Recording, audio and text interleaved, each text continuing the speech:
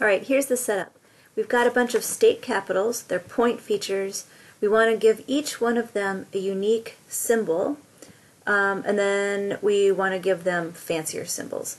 So that would be categorical, unique categorical symbology, because it's a category, they're not ranked, they're not based on numbers, high to low, best to worst, they're just unique, based on technically a name.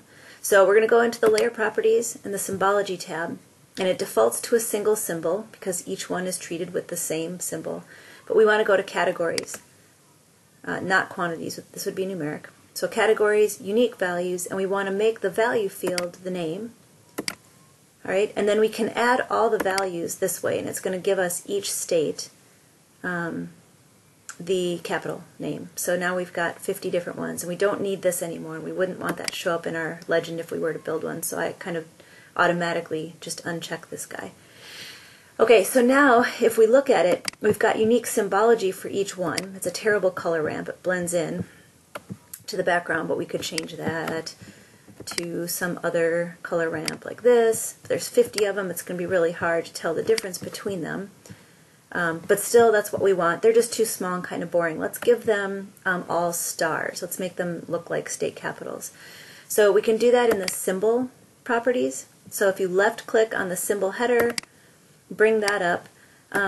It's kind of a two-step thing. The first thing would be to pick a filled star shape. You can change the symbol size here if you want, but let's just apply it and see how it works.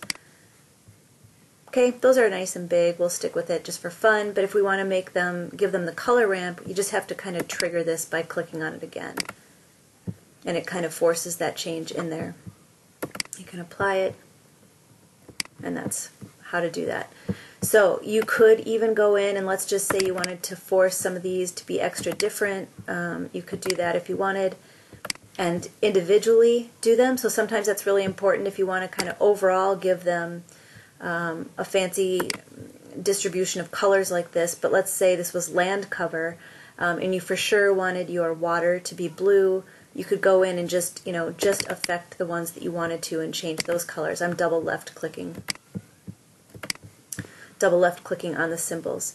So you can kind of force one big change all at once, use the symbol drop down to fix the symbols and the sizes, and then manually do them if you want as well.